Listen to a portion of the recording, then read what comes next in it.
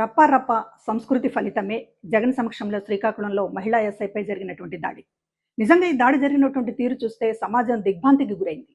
మొత్తం వైసీపీ నాయకులు ఒక మహిళా ఎస్ఐ స్థాయి అధికారిని రౌండప్ చేసి భుజాలు తాకుతూ, చేతులతో నెడుతూ, కాళ్లతో నెడుతూ ఆమెను హింసించినటువంటి తీరు చూస్తే ఒక పైశాచికత్వం కనపడలేదా ఈ వీడియో చూసినటువంటి ప్రజలందరికీ కూడా?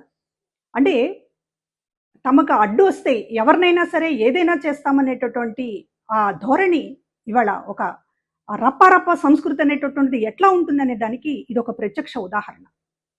జగన్మోహన్ రెడ్డి గారు ఈ విషయంలో ఈ వీడియో ఇంత ప్రచారం అవుతున్నా కూడా కనీసం ఆ పార్టీ నుంచి ప్రకటన లేదు.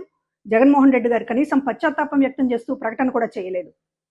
మహిళలను అవమానించడం అనేటటువంటిది అంటే వాళ్ళ ఆత్మస్థైర్యం దెబ్బతింది. ఒక ఎస్ఐ స్థాయి అధికారిని ఒక భయం గొలుపుతూ ఆవిడ ఒక ప్రాణ భయంతో వణికిపోతూ తప్పించుకున్నటువంటి తీరు చూస్తే వాళ్ళ ఆత్మస్థైర్యాన్ని, వాళ్ళ మనోధైర్యాన్ని దెబ్బతీసినటువంటి తీరు ఇది చాలా కళంకం తెచ్చిపెట్టింది మహిళలకు సంబంధించి.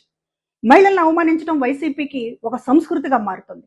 అసెంబ్లీలో నారా భువనేశ్వర్ గారిని అవమానించడం, జగన్ తన సొంత చెల్లెలు షర్మిల పైన నీచమైనటువంటి ప్రచారానికి ఉసిగొల్పటం, వైసీపీని వ్యతిరేకించేటటువంటి మహిళల పైన చాలా దారుణమైనటువంటి ఒక సైకో దాడి జరగటం, ఇవన్నీ చూస్తుంటే ఇవాళ తాజాగా మహిళా ఎస్ఐ పైన ఆ పార్టీ మగ నాయకుల్లాగా వ్యవహరించినటువంటి తీరు చూస్తే ఎక్కడికి పోతున్నాం మనం? రాజకీయ పార్టీల ముసుగులో ఇవాళ మహిళల పైన జరుగుతున్నటువంటి దాడిని ఖండించకపోతే నిజానికి మహిళల్ని చాలా అవమానించేటటువంటి పరిస్థితి సమాజంలో నెలకొంటుంది. దీనిపైన తక్షణం రాష్ట్ర ప్రభుత్వం సీరియస్గా స్పందించాలని చెప్పి కోరుతూ ఉన్నాను. అదేవిధంగా పోలీసు ఉద్యోగ సంఘాలు కూడా దీన్ని ఒక బాధ్యతాయుతంగా ఈ ఇష్యూని తీసుకుని నిందితులకి కఠినమైనటువంటి శిక్ష పడే విధంగా చేయాలని చెప్పి కోరుతున్నాను.